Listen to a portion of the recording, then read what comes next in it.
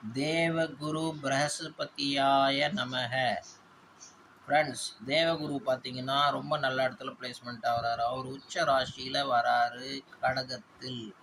மேஷ ராசிக்காரங்களுக்கு அபாரமான தனம், அபாரமான சுகம், நல்ல ஃப்ரெண்ட்ஸ், எல்லா விதமான நல்ல வீடு கட்டுதல், எல்லா விதமான நன்மைகள் செய்யறதுக்காக மேஷ ராசிக்கு ரொம்ப நல்ல இடத்துல பிளேஸ்மெண்ட் ஆகிருக்காரு. அவங்களுக்கு 7.5 நடந்தாலும் குருவோட அருள் அவங்களுக்கு அபாரமாக இருக்கும். எல்லா விதமான நன்மைகள் நடக்கும்.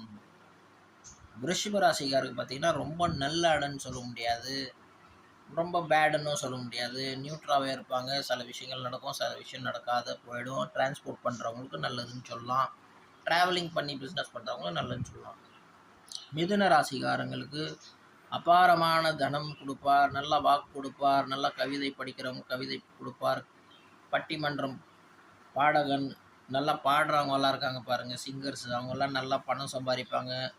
எல்லா விதத்துலேயும் நன்மைகள் நடக்கும். குடும்பத்தில் நல்ல இன்பங்கள் கூடும். ஹஸ்பண்ட் அண்ட் ஒய்ஃபோட ஒற்றுமை கூடும். யாருன்னா அவங்கள மிஸ்கைட் பண்ணணுன்னு பார்த்தானா கூட மிஸ்கைட் ஆக மாட்டார்கள். ஏன்னா அவங்களுக்கு நேரம் நல்லா இருக்குது. பகவானே வழிகாட்டும் போது யாரும் ஒன்றும் பண்ண முடியாது. புண்ணியம் இருந்தால் பாவம் ஓடும். கடகராசிக்காரங்களுக்கு நல்லா இருக்குது, ஒன்றும் பிரச்சனை கிடையாது. அவங்களுக்கு சத்ருவும் பெரிய பிரபலமாக கிடைப்பான், மித்திரனும் பெரிய பிரபலமாக கிடைப்பான். ஏன்னா 2க்கும் அதிபதி குருவே ஆகிறாரு. ஸோ அதனால் இது ஒரு ப்ளஸ் பாயிண்ட்டுன்னு சொல்லலாம், நெகட்டிவ்னு சொல்லலாம்.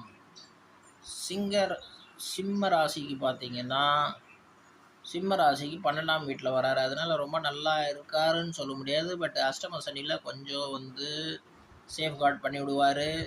அது இல்லாமல் சுப விரியங்களாகவும் வீடு கட்டுறது, கல்யாணம் பண்ணுறது, இல்லை எதுனா ஒரு நல்லது செய்கிறதுனா சுப விரியங்கள் எங்களுக்கு ஆகும். கன்னியா ராசிக்காரங்களுக்கு ரொம்ப ரொம்ப நல்ல நேரம்.